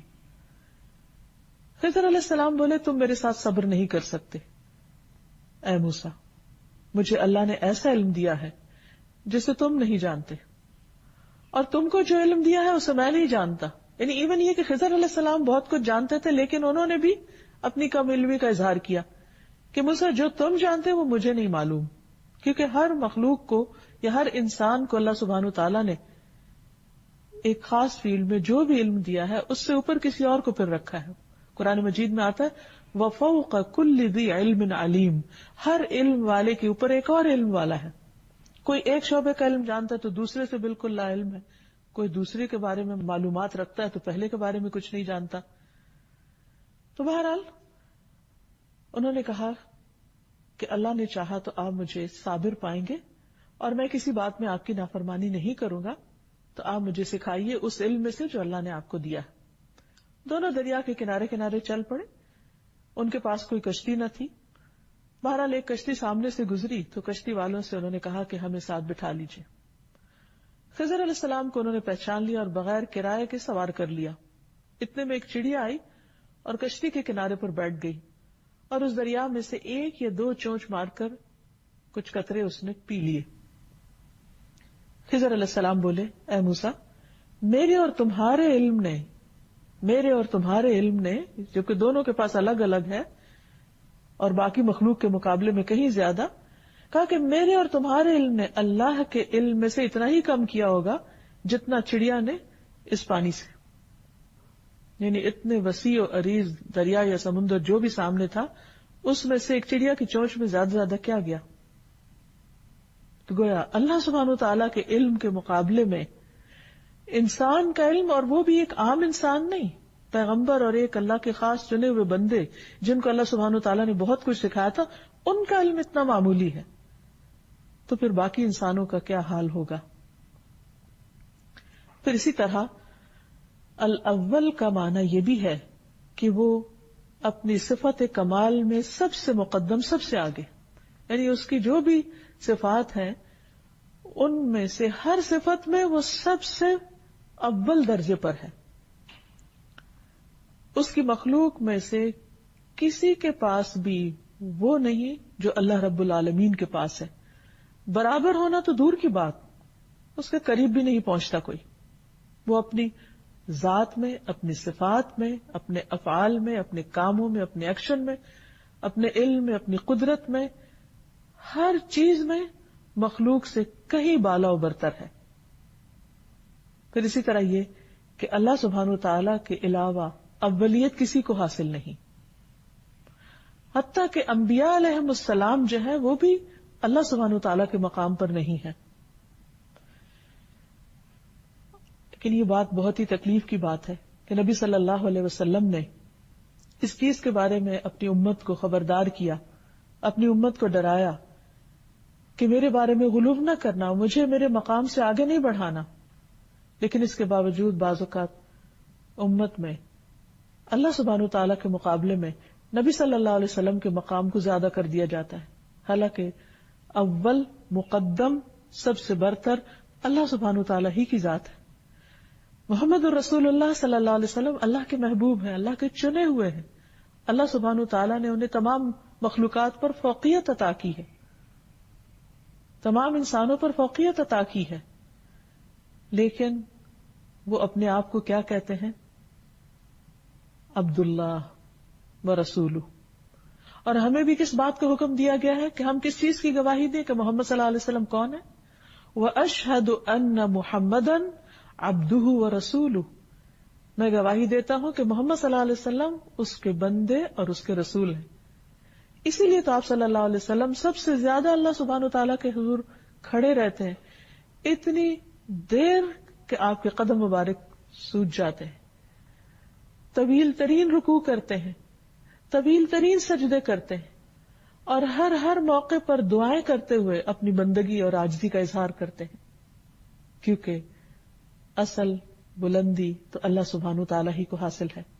ابن عباس کہتے ہیں کہ انہوں نے حضرت عمر کو منبر پہ یہ کہتے ہوئے سنا کہ میں نے نبی صلی اللہ علیہ وسلم سے سنا، آپ نے فرمایا مجھے میرے مرتبے سے زیادہ نہ بڑھاؤ، جیسے عیسیٰ علیہ السلام کو نصارہ نے ان کے رتبے سے زیادہ آگے بڑھا دیا۔ میں تو صرف اللہ کا بندہ ہوں، اس لیے یہی کہا کرو کہ میں اللہ کا بندہ اور اس کا رسول ہوں۔ انس بن مالک کہتے ہیں کہ ایک مرتبہ ایک شخص نے نبی صلی اللہ علیہ وسلم کو مخاطب کر کے کہا، اے محمد، اے ہمارے سردار، اے سردار کے بیٹے، اے ہمارے بہترین اور اے ہم میں سے بہترین کے بیٹے۔ تو نبی صلی اللہ علیہ وسلم نے فرمایا، لوگو تقوی کو اپنے اوپر لازم کر لو، شیطان تمہارے ہوش گم نہ کرنے پائے۔ میں صرف محمد بن عبداللہ ہوں، اللہ کا بندہ اور اس کا رسول ہوں۔ اللہ کی قسم مجھے یہ چیز پسند نہیں ہے کہ تم مجھے میرے مرتبے سے بلند کرو، اس مرتبے سے جو اللہ نے میرے لیے رکھا ہے۔ یعنی نبی صلی اللہ علیہ وسلم کو خود اپنے لیے وہی مقام پسند تھا جو اللہ سبحانہ وتعالیٰ نے ان کو عطا کیا۔ ابن عباس کہتے ہیں کہ ایک شخص نے کہا، جو اللہ چاہے اور جو آپ چاہیں۔ تو آپ نے فرمایا، تم نے مجھے اللہ کا شریک بنا دیا؟ یوں کہو کہ جو اکیلا اللہ چاہے، یعنی کوئی چیز اس وقت تک نہیں ہوتی جب تک کہ اللہ نہ چاہے، یا اللہ چاہے تو کام ہوتا ہے۔ تو اس لیے اس میں کسی بندے کو شریک کرنا یہ شرک میں شامل ہو جاتا ہے۔ پھر اسی طرح اللہ سبحانہ وتعالی اپنی تخلیق کے اعتبار سے بھی اول ہے، یعنی سب سے پہلے اسی نے چیزوں کو ایجاد کیا، ان کی صورت بنائی، ان کی تخلیق کی، اور ہر چیز پہلی بار اللہ ہی نے بنائی۔ آج انسان جو کچھ بنا رہے ہیں اور اس پر وہ حیران ہوتے ہیں اور انسانوں کی بڑائیاں بیان ہوتی ہیں، وہ اگر دیکھا جائے تو سب کچھ کہاں سے بنا؟ مثلا ایک بلند و بالا عمارت جس پر لوگوں کو بہت فخر ہوتا ہے اور اس پر وہ اپنے آپ کو دوسرے قوموں کے مقابلے میں بلند سمجھتے ہیں، اگر دیکھا جائے تو جس چیز سے انہوں نے یہ عمارت بنائی وہ کس نے بنایا تھا؟ اس میں جو لوہا استعمال ہوا وہ کہاں سے آیا؟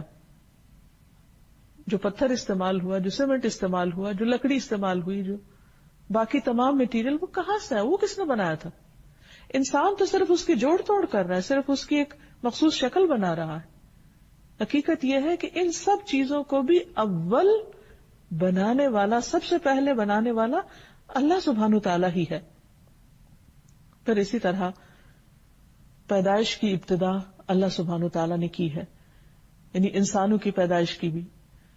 سورۃ الانبیاء میں آتا ہے، کما بدأنا اول خلق نعیدہ وعدا علینا انا کنا فاعلین۔ جس طرح ہم نے پہلی پیدائش کی ابتدا کی، اول مرتبہ بنایا، ہم اسے لوٹائیں گے۔ دوبارہ بنانا ہمارے لیے کچھ مشکل نہیں، یہ ہمارے ذمہ وعدہ ہے، یقیناً ہم ہمیشہ وعدہ پورا کرنے والے ہیں۔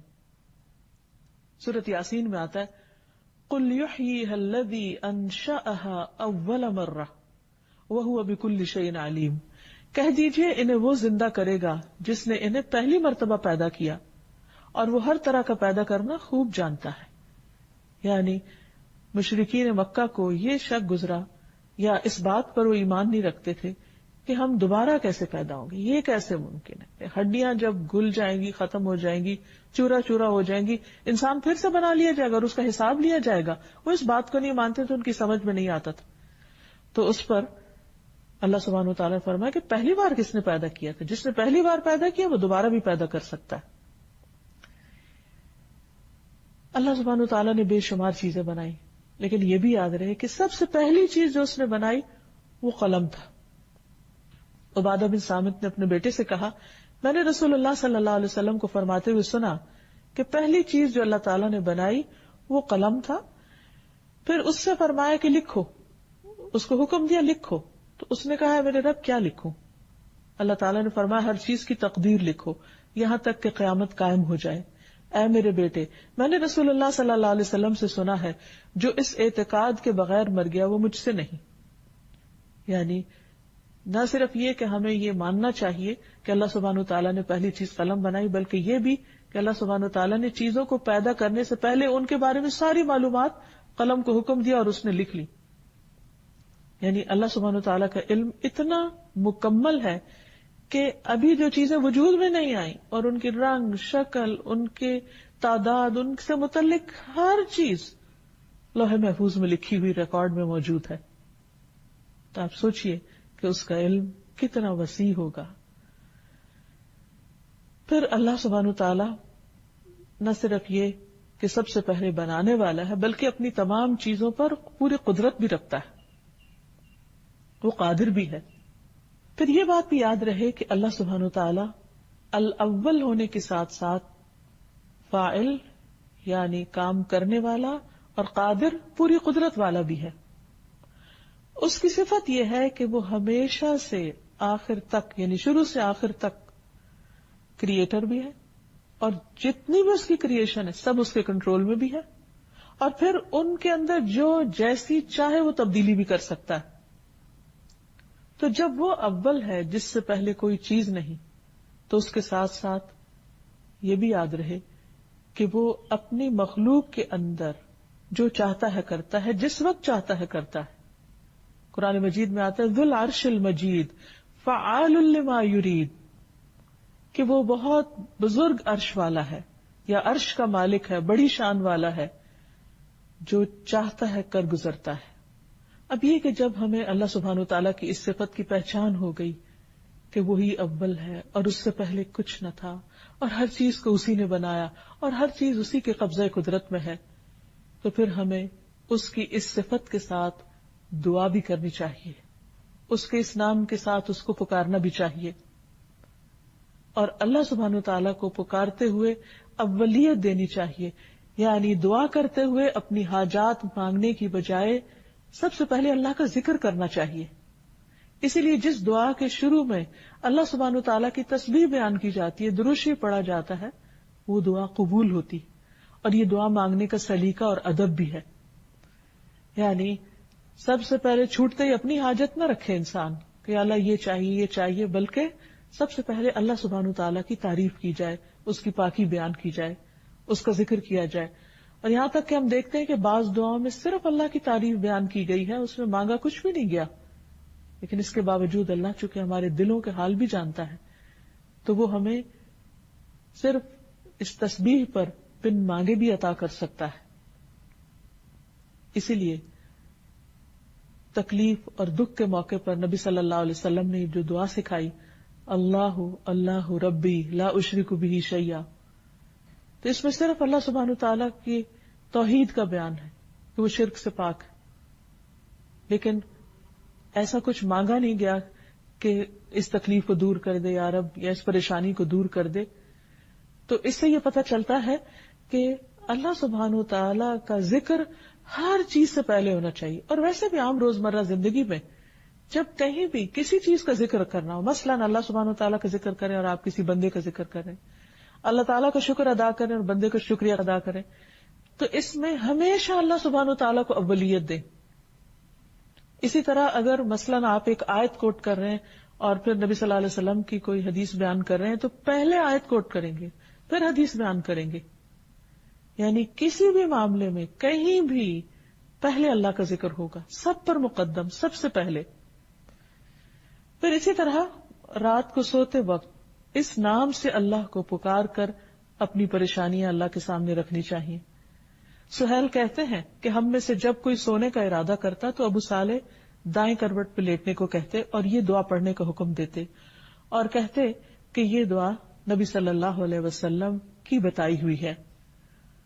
دعا ہے اللہم رب السماوات ورب الارض ورب العرش العظیم ربنا ورب كل شيء فالق الحب والنوى ومنزل التوراة والانجیل والفرقان اعوذ بك من شر كل شيء انت آخذ بناصيته اللهم انت الاول فليس قبلك شيء وانت الاخر فليس بعدك شيء وانت الظاهر فليس فوقك شيء وانت الباطن فليس دونك شيء اقض عنا الدين واغننا من الفقر. اے اللہ، اے آسمانوں اور زمینوں کے پروردگار، اے ہمارے رب، اے ہر چیز کے رب، اے دانے اور گٹلی کو چیرنے والے، اے تورات، انجیل اور قرآن کے نازل کرنے والے، میں تجھ سے ہر شر پہنچانے والی چیز کے شر سے پناہ مانگتا ہوں. یعنی پہلے اللہ سبحانہ وتعالیٰ کی ان صفات کا ذکر، اور پھر یہ کہ اللہ کوئی بھی جو شر ہے، کوئی بھی جو پریشانی کی بات ہے، ان سب چیزوں سے بچنے کے لیے اپنے آپ کو تیری حفاظت میں دیتا ہوں. اور ہر اس چیز کو جو شر پہنچانے والی ہے تو اسے اس کے بالوں سے پکڑنے والا، یعنی وہ تیرے قبضے قدرت میں ہے. تو سب سے پہلے ہے، تجھ سے پہلے کچھ نہیں. تو ہی آخر ہے، تیرے بعد کچھ نہیں. تو سب سے اوپر ہے، تیرے اوپر کچھ نہیں. اور تو ہی باطن میں ہے، تجھ سے مخفی کوئی چیز نہیں. اے اللہ میرے قرض ادا کر دے اور مجھے فقر سے بے نیاز کر دے. تو ان ساری پریشانیوں کو دور کرنے کے لیے اللہ سبحانہ وتعالیٰ کی ان صفات کے ساتھ اللہ تعالیٰ کو پکارنا چاہیے. پھر یہ کہ اس نام کا بندے کی زندگی پر ایک اثر ہونا چاہیے. جب ہم اللہ تعالیٰ کو الاول مان لیں تو پھر اس کی جھلک ہمارے عمل میں، ہمارے کردار میں، ہماری سوچ میں، ہمارے خیالات میں ہونی چاہیے. سب سے پہلی بات یہ کہ اس بات پر ہمارا پورا یقین ہونا چاہیے کہ اللہ تعالیٰ اپنی ذات اور اپنی صفات میں سب سے پہلے ہے، اول ہے، مقدم ہے. باقی سب کام اپنی جگہ، حقوق العباد بھی اپنی جگہ، بندوں کی خدمت، سارے کام دنیا کے، خود کھانا پینا سونا، اپنی دیگر ضروریات پوری کرنا، مختلف چیزوں سے تعلق رکھنا، ان کی محبت دل میں ہونا، سب چیزیں اپنی اپنی جگہ پر ہیں. لیکن ان سب میں سب سے پہلا حق، اول حق اللہ سبحانہ وتعالیٰ کا ہو، کیونکہ وہ اول ہے. پھر ہر چیز اسی کی طرف لوٹائی جائے، کیونکہ ہر چیز کا مرجع اور منتہا اللہ رب العالمین ہے. پھر اس ذات پر بھروسہ جس نے ہماری ابتدا کی اور جس کے پاس ہماری انتہا ہے. جیسے قرآن مجید میں آتا ہے وَهُوَ الَّذِي يَبْدَأُ الْخَلْقَ ثُمَّ يُعِيدُهُ وَهُوَ أَهْوَنُ عَلَيْهِ وَلَهُ الْمَثَلُ الْأَعْلَى فِي السَّمَاوَاتِ وَالْأَرْضِ وَهُوَ الْعَزِيزُ الْحَكِيمُ. وہی ہے جو خلق کو پہلی بار پیدا کرتا ہے، سب سے پہلے اسی نے بنایا، پھر دوبارہ بھی پیدا کرے گا، اور وہ اسے زیادہ آسان ہے. اور آسمانوں اور زمین میں سب سے اونچی شان اسی کی ہے، اور وہی سب پر غالب اور حکمت والا ہے. پھر یہ کہ جب ہم اللہ کو اول مان لیں اور اس کو اپنی پرائرٹی نمبر 1، ترجیح نمبر 1 رکھیں اپنی زندگی میں کہ میرے لیے سب سے اہم ترین کام اس کو خوش کرنا ہے، تو پھر نیکیوں میں ہم اولیت اختیار کریں، نمبر 1 ہو، عبادت ہماری نمبر 1 درجے کی ہو، ہمارا اخلاق نمبر 1 درجے کا ہو، ہمارے دوسروں کے ساتھ معاملات نمبر 1 ہو، اور یہ سب کچھ ہم اللہ سبحانہ وتعالیٰ کی رضا کے لیے کریں اور نیکیوں کے کام میں آگے بڑھیں. کیونکہ صرف اتنا کافی نہیں کہ ہم جان لیں اللہ اول ہے اور وہ ہماری پرائرٹی نمبر 1 ہے، پھر یہ بھی دیکھیں کہ ہم اس کی طرف بڑھنے میں کیا طریقہ اختیار کر رہے ہیں. پھر اس کا یہ مطلب نہیں کہ جب ہم اللہ سبحانہ وتعالیٰ کی طرف بڑھیں یا نیکی کے کام کریں تو پھر ہم جنت کی خواہش نہ رکھیں، کیونکہ بعض لوگ یہ کہتے ہیں کہ اچھا اگر اللہ کے لیے کرنا ہے تو پھر جنت کی ہرس دل میں نہیں ہونی چاہیے. حالانکہ یہ بات درست نہیں ہے. نبی صلی اللہ علیہ وسلم کے پاس ایک بدو آیا اور کہنے لگا مجھے ایسا کام بتائیے کہ میں کروں تو جنت میں داخل ہو جاؤں. تو صاف صاف اپنا مدعا رکھا. یعنی اس میں کوئی کانفلکٹ نہیں، کوئی کنٹراڈکشن نہیں ہے کہ اگر ہم اچھا کام کرتے ہیں اللہ کو خوش کرنے کے لیے اور اللہ کی رضا کے لیے تو جنت کی خواہش دل میں نہ ہو. وہ رکھی جا سکتی ہے، کیونکہ نبی صلی اللہ علیہ وسلم کی خدمت میں ایسا سوال کیا گیا اور آپ نے اس پر اس بدو کو بتایا کہ اللہ کی عبادت کرو، کسی کو شریک نہ ٹھہراؤ، اس کا فرض نماز قائم کرو، زکوٰۃ دو اور رمضان کے روزے رکھو. تو وہ کہنے لگا اس ذات کی قسم جس کے ہاتھ میں میری جان ہے، میں اس پر نہ کوئی زیادتی کروں گا نہ میں کمی کروں گا. جب وہ منہ موڑ کے جانے لگا تو نبی صلی اللہ علیہ وسلم نے فرمایا اگر کوئی ایسے شخص کو دیکھنا چاہے جو جنت والوں میں سے ہو تو اس شخص کو دیکھ لے. تو گویا جنت کا سوال کرنا، جنت کی خواہش رکھنا، اس میں کوئی برائی نہیں ہے، اور اس سے اللہ سبحانہ وتعالیٰ کی شان میں کوئی فرق نہیں آتا، کیونکہ اس نے خود اس کا حکم دیا، کیونکہ اسے ہماری کمزوریوں کا پتہ تھا کہ انسان کی خواہش اور تمنا کیا، اور یہ خواہشات بھی اسی نے بنائی ہیں ہمارے لیے. پھر اسی طرح یہ ہے کہ اللہ تعالیٰ کا حکم ماننے میں دیر نہیں کرنی چاہیے کہ اچھا جب سب لوگ کر لیں گے تو پھر میں بھی کر لوں گا. بعض لوگ صرف لوگوں کے یہ زمانے کے ٹرینڈ کو دیکھتے رہتے ہیں کہ کس چیز کا فیشن ہے, یہ کون سی چیز ان ہے, اگر وہ دین کی ہے تو وہ لیں گے. نہیں, ہمیں کسی چیز کو اس نیت اور اس ارادے سے نہیں لینا کہ وہ لوگ کر رہے ہیں تو ہم بھی کر لیں, بلکہ اس لیے کہ انا اول المسلمین, میرے رب کا حکم ہے, اس نے فرمایا ہے. اب دیکھیے کہ جس سے ہمیں محبت ہوتی ہے اس کی ایک پکار پر ہم دوڑے چلے آتے ہیں. ماں اپنے بچے سے محبت کرتی, بچہ چوں بھی کرتا ہے تو ماں کی آنکھ کھل جاتی, باقی آس پاس کے سب لوگ سو رہے ہوتے ہیں, ماں کیسے جاگ جاتی؟ کیونکہ دل میں محبت ہے, ایک چاہت ہے, ایک رحم ہے, ایک کیئر ہے, کنسرن ہے, خیال ہے, تو اسے بٹھاتا ہے. تو پھر سوچئے کہ اگر ہمیں اللہ سبحانہ تعالیٰ کی ذات اس بچے سے زیادہ پیاری ہو جائے, اور ہونی بھی چاہیے, کیونکہ اللہ تعالیٰ خود فرماتے ہیں والذین آمنوا اشد حبا للہ, وہ لوگ جو ایمان والے ہیں وہ اللہ سے شدید محبت رکھتے ہیں, سب سے زیادہ محبت رکھتے ہیں. پھر یہ کیسی محبت ہے کہ زبان سے ہم دعویٰ بھی کریں اور پھر جب اللہ کا حکم آئے تو ہم لبیک نہ کہیں, اور ہم صرف یہ دیکھتے ہیں اچھا ابھی کون اٹھا ہے اور کون نہیں. فار ایگزامپل نماز ہی کا وقت ہے, اللہ تعالیٰ فرماتا ہے حی علی الصلاۃ حی علی الفلاح, اور نماز کی طرف اور کامیابی کی طرف پکار آ رہی ہے, اور ہم یہ دیکھتے رہے اچھا فلاں نے پڑھ لی, فلاں اٹھ گیا, فلاں پڑھ لے تو پھر اس کے بعد میں اٹھوں گی. نہیں, اللہ کی طرف سے اس پکار کا آنا ہی کافی ہے, اور مجھے اپنے عمل کا حساب دینا اور مجھے اپنی محبت کا پروف دینا ہے کہ میں سب سے پہلے آ رہی ہوں. جیسے موسیٰ علیہ السلام اپنی قوم سے آگے چلے گئے اللہ کی ملاقات کے لیے, وَعَجِلْتُ إِلَيْكَ رَبِّ لِتَرْضَى, میں تیری طرف جلدی آ گیا اس لیے کہ اے رب تو مجھ سے راضی ہو جائے. تو جو بندہ اللہ سے محبت کرتا ہے وہ لازماً اللہ کو راضی کرنا چاہے گا, اور وہ کاموں میں سستی اور تاخیر نہیں کرے گا, جیسے منافقین کی صفت ہے. وَإِذَا قَامُوا إِلَى الصَّلَاةِ قَامُوا كُسَالَىٰ, جب وہ نماز کے لیے کھڑے ہوتے ہیں تو سستی کے مارے اٹھتے ہیں, نہ ہی پڑھنی پڑتی تو اچھا تھا, کیونکہ دل میں محبت جو نہیں, ایمان جو نہیں. تو اس لیے اللہ سبحانہ تعالیٰ نے ہمیں حکم دیا فَفِرُّوا إِلَى اللَّهِ, اللہ کی طرف دوڑو, فَاسْتَبِقُوا الْخَيْرَاتِ, نیکیوں میں جلدی کرو, نیکیوں میں دوڑ لگا دو, ایک دوسرے سے آگے بڑھو. سابقوا إلى مغفرة من ربكم وجنة عرضها كعرض السماء والأرض أعدت للذين آمنوا بالله ورسله ذلك فضل الله يؤتيه من يشاء والله ذو الفضل العظيم. اپنے رب کی بخشش اور اس جنت کی طرف ایک دوسرے سے آگے بڑھو. مقابلہ کرنا ہے تو اس چیز میں کرو, لیکن ہم حقیر دنیا میں مقابلے کرتے رہتے ہیں جو چند دن کے بعد ہمارے ہاتھ سے جانے والی ہے. فرمایا اس جنت کی طرف دوڑو جس کی چوڑائی آسمانوں اور زمین کی چوڑائی کی طرح ہے.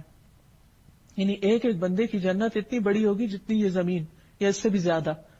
وہ ان لوگوں کے لیے تیار کی گئی ہے جو اللہ اور اس کے رسولوں پر ایمان لائے.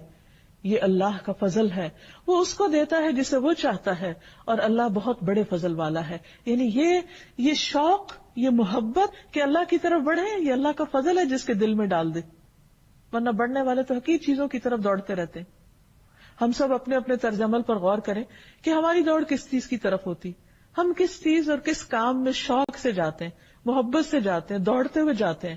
کیا واقعی اللہ ہماری زندگی میں الاول ہے؟ کیا ہم اس کو الاول کے مقام پر رکھتے ہیں؟ اللہ کے مقرب فرشتوں کی صفت قرآن مجید میں بیان کی گئی ہے, فالسابقات سبقا فالمدبرات امرا. پھر جو آگے نکلنے والے ہیں وہ آگے بڑھ کر اپنا کام کرتے ہیں, اور پھر جو ہر کام کی پھر جو آگے نکلے. اللہ کے مقرب فرشتوں کی صفت یہ بیان کی گئی ہے, فالسابقات سبقا فالمدبرات امرا. پھر جو آگے نکلنے والے ہیں آگے بڑھ کر نکلتے ہیں, اور پھر جو کسی کام کی تدبیر کرنے والے ہیں, یعنی جیسے اللہ تعالیٰ ان کو حکم دیتا ہے ویسے ہی کر ڈالتے ہیں. اسی طرح بندوں کا ثواب لکھنے میں بھی جلدی کرتے ہیں. ایک مرتبہ نماز میں رکوع سے اٹھ کر نبی صلی اللہ علیہ وسلم نے جب فرمایا سمع اللہ لمن حمدہ, تو ایک شخص نے پیچھے, جو آپ کا مقتدی تھا, آپ کے پیچھے نماز پڑھ رہا تھا, اس نے کہا ربنا ولک الحمد حمدا کثیرا طیبا مبارکا فی. تو سلام پھیرنے کے بعد آپ نے پوچھا کہ یہ کلمات کس نے ادا کیے؟ تو ایک شخص نے کہا کہ میں نے بولے. آپ نے فرمایا میں نے دیکھا، یعنی نماز میں، کیونکہ آپ صلی اللہ علیہ وسلم تو وہ دیکھتے تھے جو ہم نہیں دیکھتے، میں نے دیکھا کہ 30 سے زیادہ فرشتے ایک دوسرے سے آگے بڑھ رہے ہیں اس نیکی کو لکھنے کے لیے کہ ان کے حصے میں یہ سعادت آ جائے. پھر اسی طرح انبیاء کی صفت بھی یہی ہے کہ وہ نیکی کے کاموں میں دوڑ دھوپ کرتے تھے.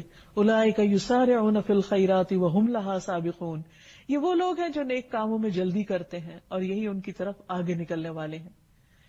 سورۃ الانبیاء میں فرمایا انہم کانوا یسارعون فی الخیرات ویدعوننا رغبا ورہبا وکانوا لنا خاشعین، بے شک وہ نیکیوں میں جلدی کرتے تھے اور ہمیں رغبت اور خوف سے پکارتے تھے اور ہمارے ہی لیے عاجزی کرتے تھے. یعنی انبیاء علیہ السلام جن پر دنیا کی حقیقت واضح ہو چکی تھی، وہ دنیا کے پیچھے دوڑنے والے نہیں تھے، وہ دنیا کے مقابلے میں آخرت کے لیے دوڑتے تھے اور جلدی کرتے تھے. اسی طرح ہم صحابہ کرام کو دیکھتے ہیں کہ وہ نیک کاموں میں بہت جلدی کرتے تھے، دیر نہیں لگاتے تھے، اور پھر اس میں ایک دوسرے سے سبقت لے جاتے. مثلا ایک موقع پر عبداللہ بن مسعود جب قرآن پڑھ رہے تھے تو نبی صلی اللہ علیہ وسلم ان کی قرات سننے کے لیے کھڑے ہو گئے، اور پھر بعد میں آپ صلی اللہ علیہ وسلم نے فرمایا کہ مانگو تمہیں دیا جائے گا، اور واپس جاتے ہوئے کہا کہ اگر کوئی قرآن پڑھنا چاہے تو ان کی طرح پڑھے.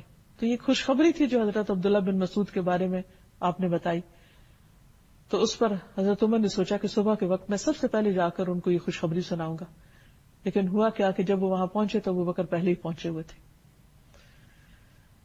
نبی صلی اللہ علیہ وسلم نے یہ بھی بتایا کہ ہر دور میں سبقت کرنے والے، یعنی یہ ایسا نہیں ہے کہ صرف فرشتے سبقت کرتے ہیں یا انبیاء نے سبقت کی اور صحابہ کرام نے سبقت کی. ہر دور میں ایسے لوگ موجود ہوں گے جو نیکی کی راہ میں، خیر کے راستے میں دوڑنے والے اور آگے بڑھنے والے. اور اللہ سبحانہ وتعالیٰ ایسے لوگوں کی کس قدر دانی فرماتے ہیں. نبی صلی اللہ علیہ وسلم نے فرمایا، اللہ تعالیٰ فرماتا ہے اے ابن آدم تو میری طرف کھڑا ہو، میں تیری طرف چل کر آؤں گا. یعنی صرف انسان کھڑا ہو جائے تو اللہ تعالیٰ چل کے آئیں گے. تو میری طرف چل کر آ تو میں تیری طرف دوڑ کر آؤں گا. یعنی ایسا نہیں کہ ہمارا آگے بڑھنا ہمارے لیے صرف آگے بڑھنا ہی ہے، وہ ہمارے لیے بہت بڑی سعادت کی بات ہے، کیونکہ اللہ سبحانہ وتعالیٰ کی رحمت اس سے بھی تیزی کے ساتھ ہماری طرف بڑھتی ہے. اور ایسے لوگوں کی جزا کیا ہے. سورۃ التوبہ میں اللہ تعالیٰ فرماتے ہیں والسابقون الاولون من المہاجرین والانصار والذین اتبعوهم بإحسان رضی اللہ عنہم ورضوا عنہ وأعد لهم جنات تجری تحتها الانہار خالدین فیہا ابدا ذلک الفوز العظیم. اور مہاجرین و انصار میں سے سبقت کرنے والے سب سے پہلے لوگ، اور وہ لوگ جو نیکی کے ساتھ ان کے پیچھے آئے، یعنی بعد کے دور میں بھی انہی کے راستے پہ چل رہے ہیں. اللہ ان سے راضی ہو گیا اور وہ اللہ سے راضی ہو گئے، اور اس نے ان کے لیے ایسے باغ تیار کیے جن کے نیچے نہریں بہتی ہیں اور ان میں وہ ہمیشہ رہنے والے ہیں. یہی بہت بڑی کامیابی ہے. پھر یہ کہ جو سابقون ہیں، آگے بڑھنے والے ہیں، ان کی جزا قرآن بتاتا ہے والسابقون السابقون اولئک المقربون. جو پہل کرنے والے ہیں وہ آگے ہی بڑھنے والے ہیں اور وہی مقرب ہیں، یعنی اللہ سبحانہ وتعالیٰ کے قریب ترین ہیں. فی جنات النعیم، نعمتوں بھرے باغوں میں ہوں گے. ثلۃ من الاولین وقلیل من الاخرین، پہلے گروہ میں سے زیادہ ہوں گے اور بعد والوں میں سے کم ہوں گے. علی سرر موضونہ متکئین علیہا متقابلین یطوف علیہم ولدان مخلدون باکواب واباریق وکأس من معین لا يصدعون عنها ولا ينزفون وفاكهة مما يتخيرون ولحم طير مما يشتهون. سونے اور جواہر سے بنے ہوئے تختوں پر آرام کر رہے ہوں گے، ان پر تکیے لگائے ہوئے آمنے سامنے بیٹھنے والے ہوں گے، ان پر چکر لگا رہے ہوں گے وہ لڑکے جو ہمیشہ لڑکے ہی رہیں گے. ایسے کوزے اور سراہیاں اور لبالب بھرے ہوئے پیالے لے کر جو بہتی ہوئی شراب کے ہوں گے، وہ نہ اس سے سردرد میں مبتلا ہوں گے نہ بہکیں گے. اور ایسے پھل لے کر جنہیں وہ پسند کرتے ہیں، اور پرندوں کا گوشت لے کر جس کی وہ خواہش رکھتے ہیں. تو بات یہ ہے کہ السابقون الاولون بننے کے لیے ضروری ہے کہ ہم اچھے کام جلدی کریں، اول وقت میں کریں. مثلا نبی صلی اللہ علیہ وسلم نے دن کے پہلے حصے میں کام کرنے والوں کو برکت کی دعا دی. فرمایا اللہم بارک لامتی فی بکورہا، اے اللہ میری امت کی صبح میں برکت ڈال دے. پھر اول وقت میں نماز پڑھنے کی فضیلت زیادہ ہے. نبی صلی اللہ علیہ وسلم سے سوال کیا گیا کہ سب سے افضل عمل کون سا ہے؟ تو آپ نے فرمایا الصلاۃ فی اول وقتہا، نماز اول وقت میں ادا کرنا. پھر اسی طرح صبح اول وقت میں مسجد جانا، پہلی صف میں شریک ہونا، جمعہ کے دن جلدی مسجد میں جانا. رسول اللہ صلی اللہ علیہ وسلم نے فرمایا جس نے جمعہ کے دن غسل جنابت کیا پھر نماز کے لیے چلا گیا تو گویا اس نے ایک اونٹ کی قربانی کی، اور جو شخص دوسری گھڑی میں چلا تو گویا اس نے ایک گائے کی قربانی کی، جو تیسری میں گیا گویا اس نے ایک سینگ والا دمبا قربانی کیا، اور جو چوتھی گھڑی میں گیا گویا اس نے ایک مرغی قربان کی، اور جو پانچویں گھڑی میں چلا تو اس نے گویا ایک انڈا اللہ کی راہ میں دیا. پھر امام خطبے کے لیے نکل جاتا ہے تو فرشتے خطبہ سننے میں مشغول ہو جاتے ہیں. پھر اسی طرح یہ ہے کہ صدقہ خیرات کرنے میں بھی جلدی کرنی چاہیے. نبی صلی اللہ علیہ وسلم ایک مرتبہ عصر کی نماز پڑھانے کے بعد فوراً عجلت کے ساتھ کھڑے ہوئے اور لوگوں کی گردنیں پھلانگتے ہوئے اپنے ازواج میں سے کسی کے حجرے کی طرف تشریف لے گئے. آپ کی اس جلدی سے لوگ گھبرا گئے. جب واپس تشریف لائے تو دیکھا کہ آپ کے ہاتھ میں کچھ ہے. جب آپ سے پوچھا گیا تو آپ نے فرمایا مجھے کچھ سونا یاد آ گیا تھا جو ہمارے ہاں رکھا ہوا تھا، اور میں نے اس بات کو برا سمجھا کہ وہ مجھے اللہ کی یاد سے روکے، لہذا میں نے اس کے تقسیم کرنے کا حکم دے دیا.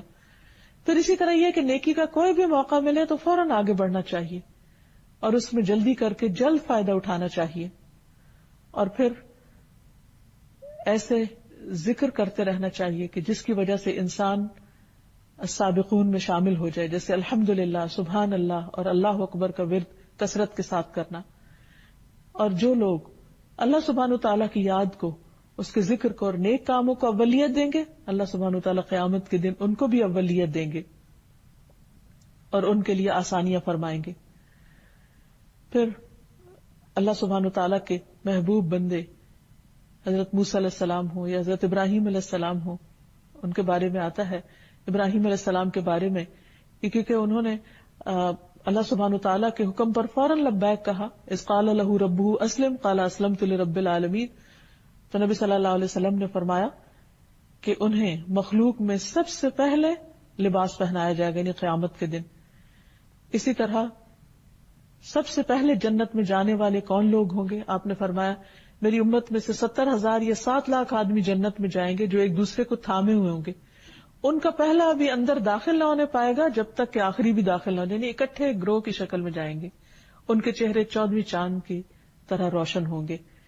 اور یہ ظاہر ہے وہ لوگ ہوں گے کہ جو اللہ سبحانہ وتعالیٰ کے حکم کو جلد ماننے والے ہیں.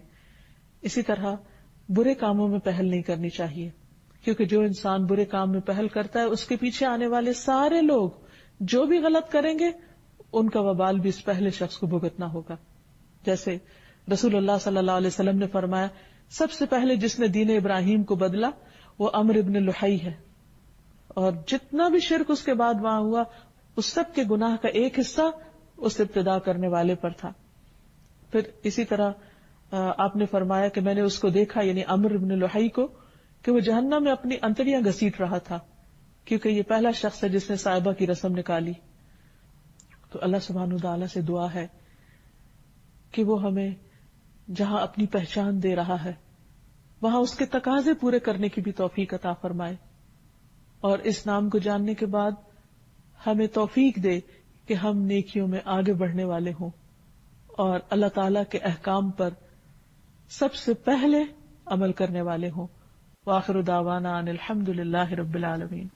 أنت القاهر يا الله، أنت الحسيب يا الله، أنت الشافي يا الله، أنت المبين يا الله، أنت الوكيل يا الله، أنت القيوم يا الله، أنت المتين يا الله، أنت السبوح يا الله، لا إله إلا الله، محمد رسول الله.